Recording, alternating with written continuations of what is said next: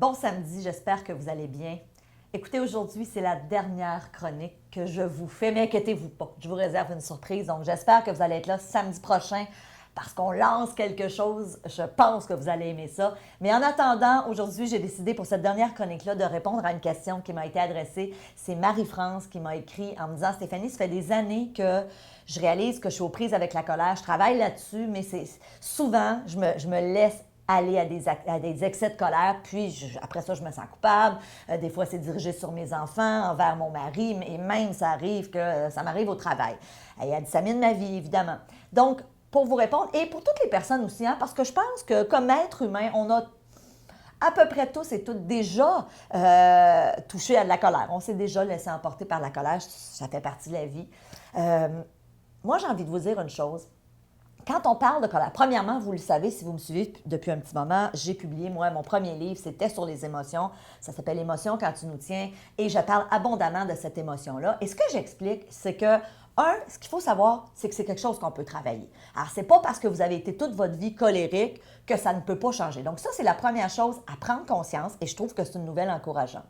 Deuxième chose, très souvent, la colère, ça va être c'est toujours dirigé envers quelqu'un. On est fâché après son patron, on est fâché après son enfant, on est fâché après son partenaire de vie parce qu'on se dit, et c'est toujours la même chose, là, essayez de repenser aux dernières fois que vous avez été en colère. On est toujours en train de se dire que l'autre personne, contre qui on est en colère, n'aurait pas dû agir comme elle l'a fait ou elle aurait dû agir différemment. Donc, c'est toujours ces scénarios-là qu'on a dans notre tête.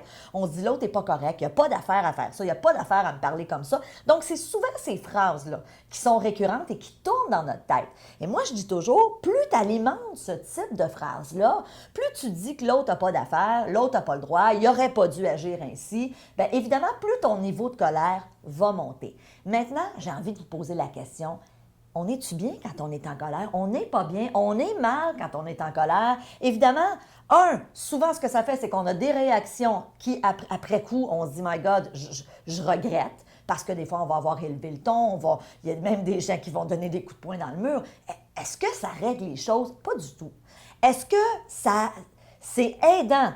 Et pour nous, et pour l'autre personne, pas du tout. Et la plupart du temps, on n'atteint pas pantoute notre objectif. Je pense que vous allez être d'accord avec moi. Repensez au moment dans votre vie où vous avez vécu de la colère, où vous vous êtes laissé emporter. Qu'est-ce qui se passe après? On se sent mal, on va se confondre en excuses ou on ne voudra pas s'excuser à cause de notre ego, mais en quelque part, on n'a pas du tout... la situation n'est pas résolue du tout. Alors, ce que je vous propose, à partir d'aujourd'hui, pour les gens qui se sentent interpellés, qui disent « Oui, moi, Stéphanie, tu as raison, ça m'arrive d'en vivre de la colère, puis je le sais que je ne suis pas bien dans ces moments-là, je ne me sens pas bien. » Bien, posez-vous toujours la question avant de vous laisser emporter.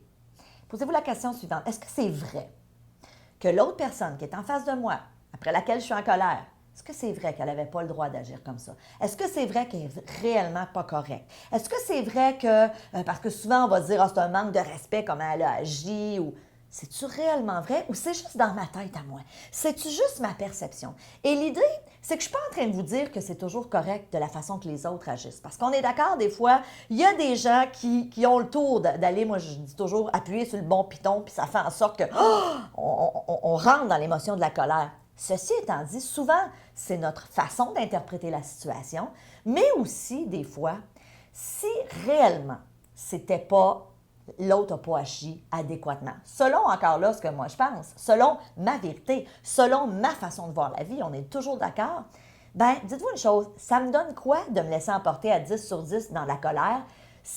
Au lieu de ça, j'aurais pas avantage à essayer de me calmer.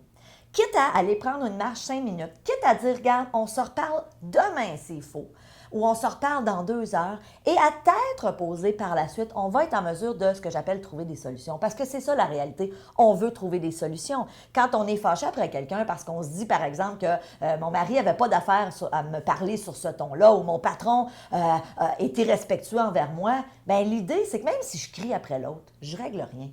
Mais si j'arrive à me calmer et à être capable d'aller m'asseoir avec l'autre personne puis lui dire, regarde, cette situation-là, pour moi, n'est pas acceptable. Cette situation-là, je n'ai pas envie de vivre ça. Puis peut-être que toi, tu as une autre façon de voir ça, puis j'aimerais ça qu'on en discute, mais je veux qu'on trouve une solution. Est-ce qu'on est d'accord que c'est pas mal plus adéquat que de crier, que de donner des coups de poing dans les murs, que de s'emporter, que de faire du boudin? Alors, je sais qu'il y a des gens du Québec qui m'écoutent, il y a des gens en Europe aussi. Je ne sais pas si vous connaissez cette expression-là, faire du boudin, ça veut dire bouder. Hein? Nous autres, on dit ça au Québec, hein? Je vais faire du boudin. Ça donne quoi de bouder? Ça donne quoi de ne pas parler à l'autre pendant 3 jours? Est-ce qu'on règle la situation? Pas du tout. Souvent, on fait juste envenimer la situation. Alors, j'espère que ça a répondu à la question de Marie-France, mais aussi pour toutes les personnes qui m'écoutaient et qui disent « Ben oui, Stéphanie, ça m'arrive de vivre de la colère. Dites-vous une chose, c'est pas bon pour votre santé. Ça fait pas du bien de ressentir de la colère. » Alors écoutez, c'était la dernière. J'ai comme un petit pincement au cœur, mais en même temps, je vous le dis, je suis tellement excitée de ce qui s'en vient. Soyez là samedi prochain. On a quelque chose de vraiment wow à vous partager. En attendant, si vous aimez ce que je fais, vous le savez, hein, je me suis donné une mission, c'est d'inspirer 10 millions de personnes à vivre une vie plus satisfaisante, plus équilibrée. Puis je me suis donné 10 ans pour atteindre cet objectif-là. Donc, je vous demande quelque chose aujourd'hui. Partagez mes chroniques. Alors, s'il y a des gens dans votre entourage, vous dites, Stéphanie, là, ce qu'elle fait, ça peut les aider, ça peut les inspirer. S'il vous plaît, envoyez-leur un petit courriel. Dites, hey, va donc t'abonner à la chronique de Stéphanie. Envoyez-les sur mon site osezvousaméliorer.com. Transférez-leur ce courriel-là que vous avez reçu aujourd'hui.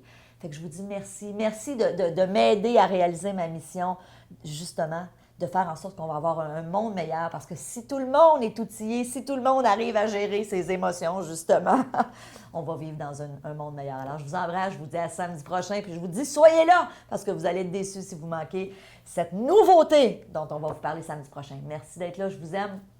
Salut!